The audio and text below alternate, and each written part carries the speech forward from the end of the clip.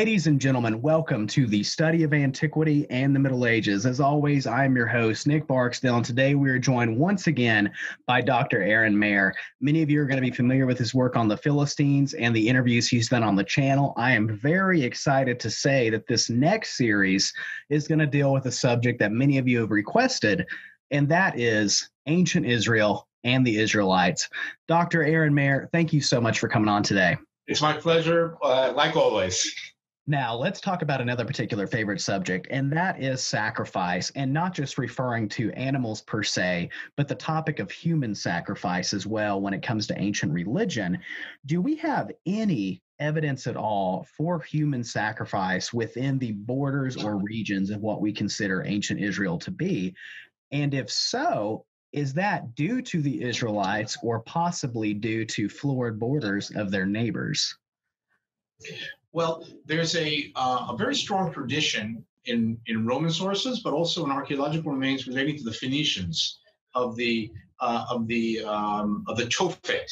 And according to that, the Phoenicians sacrificed infants to a god, and according to the Roman depiction, they were thrown into a fire or something of the sort. And there have been found several cemeteries in various Phoenician sites, both in Lebanon, perhaps in northern Israel, there's perhaps a hint, and also, for example, in Carthage and other Phoenician sites in the Mediterranean, where it has been suggested that this was evidence of this infant sacrifice. Now, there's debate about this. Some scholars accept it, some scholars don't accept it. But the biblical tradition is very clear in talking about that the Phoenicians burnt their babies, sacrificed their children.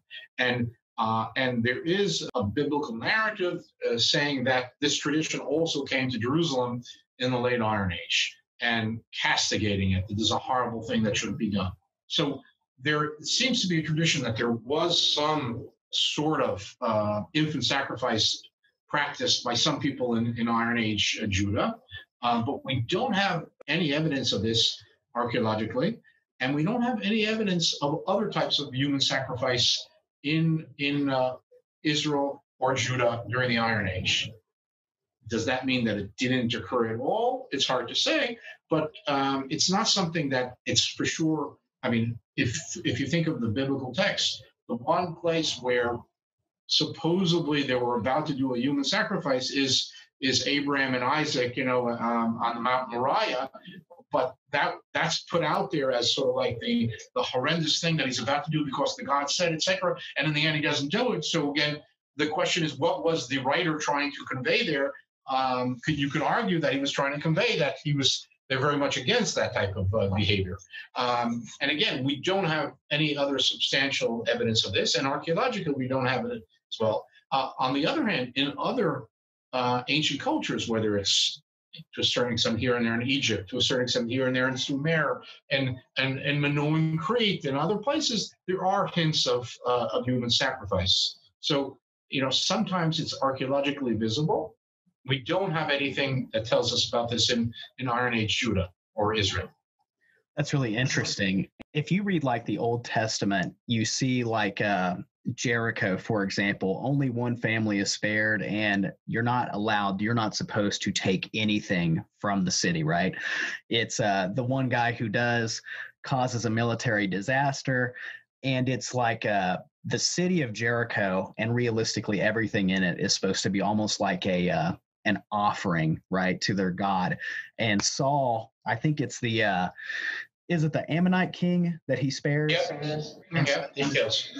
The supposed supernatural, I guess, curse on Saul because he doesn't obey, the commands given him by to kill the king. Yeah. Yeah. Mm-hmm.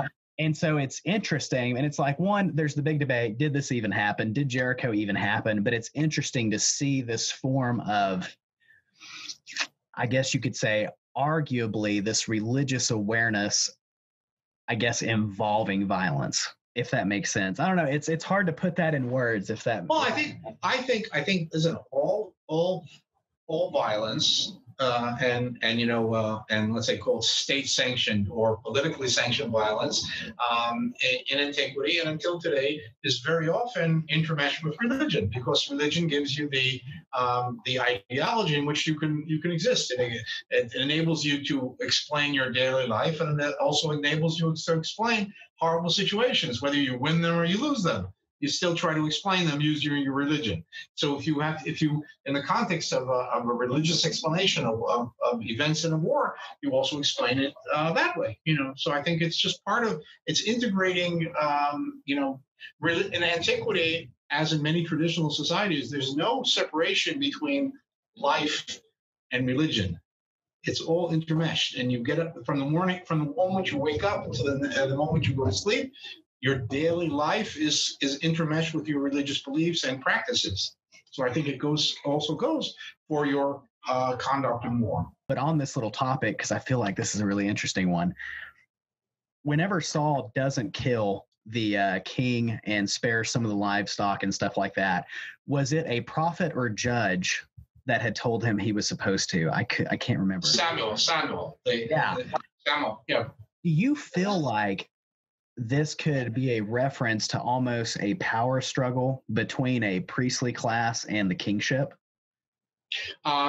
Very much so. Listen, the way the biblical text describes the appearance of the monarchy as a struggle between various classes. So I'm sure this is something that existed. And as I said before, it's the kingship in antiquity and in ancient Israel was not this one charismatic figure that controlled everything, but he had to muscle his way into the position based on charismatic leadership and coalition politics. And I'm sure he had to convince or overcome other people who had claims to leadership as well. Ladies and gentlemen, thank you for joining us today at the study of antiquity and the Middle Ages. I hope you've enjoyed what we've done so far. This is actually just the first part of the series on ancient Israel. We've got more stuff coming, so stick with us. It's going to be absolutely fantastic. I can't wait to get into more. And Dr. Aren Maeir, thank you so much for coming on today. My pleasure. Great to be here.